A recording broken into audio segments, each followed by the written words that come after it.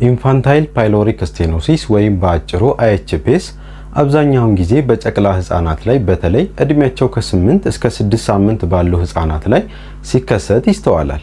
ሰላም እንዴት ናችሁ? የቅድሚያ ለጤናው ቤተሰቦች ዶክተር ዮናታን ከተማ ነኝ። ለቻናሌ አዲስ ከሆናችሁ ሰብስክራይብ በማድረግ የቻናሌ ቤተሰብ ይሁኑ። እንዲሁም የተመቻችሁን ቪዲዮ ላይክ እና ሼር በማድረግ ድጋፋችሁን ስለምትገልጹልኝ አመሰግናለሁ።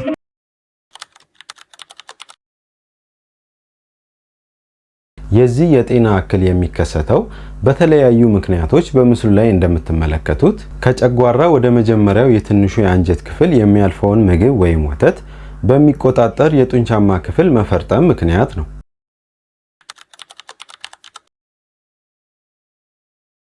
ይህ ሁኔታ ደግሞ ህፃኑ የጠባውን ወተት ወደ ትንሹ የአንጀት ክፍል እንዳያልፍና ጨጓራ ውስጥ እንዲቆይ ያደርጋል። ታዲያ ከዚሁ ጋር በተያያዘ ህፃኑ የጠባውን ወተት ከግማሽ ሰዓት በኋላ በተደጋጋሚና በኃይል እንዲያስመልሰው ያደርጋል። ነገር ግን ይህን የጤና እክል ለየት የሚያደርገው ህፃኑ እንደታመመ ህፃን የምግብ ፍላጎቱ ሳይቀንስ ወተት የመጥባት ፍላጎት ወይም ደግሞ የረሃብ ስሜት ሲኖረው ይስተዋላል። ይህ ተደጋጋሚ ማስመለስ በጊዜ ካልታከመ የህፃኑ የሰውነት ፈሳሽ ላይና በውስጡ ያሉ ጠቃሚ ንጥረ ነገሮች ላይ እጥረትን በማስከተል የልጁን ህይወት አደጋ ላይ ይጥላል።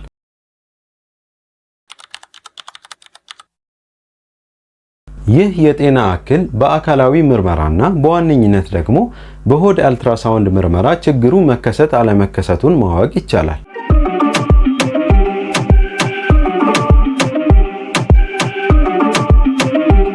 አብዛኛውን ጊዜ ወላጆች ይህ ተደጋጋሚ ማስመለስ ከዛሬ ነገ ይሻለዋል በማለት ህፃኑ በጊዜ ተገቢውን ሕክምና ሳያገኝ ስለሚቆይ ችግሮቹ ከተባባሱ በኋላ ወደ ጤና ተቋም ይዘውት ሲመጡ ይስተዋላል።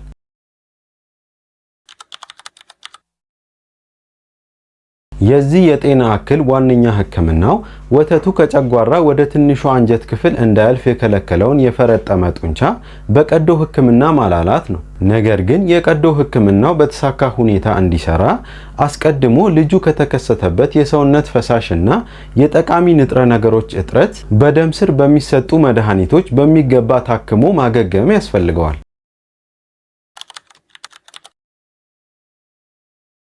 ስለዚህ ለወላጆች የምመክረው በጨቅላ ህፃናት ላይ በተለይ ከተወለዱ ከ2 እስከ 8 ባለው የእድሜያቸው ክልል ኃይለኛና ለውጥ የሌለው ተደጋጋሚ ማስመለስ ከተከሰተባቸው በጊዜ ወደ ጤና ተቋም በመውሰድ አስፈላጊውን ምርመራና ህክምና እንዲያገኙ ማድረግ ያስፈልጋቸዋል ማለት ነው።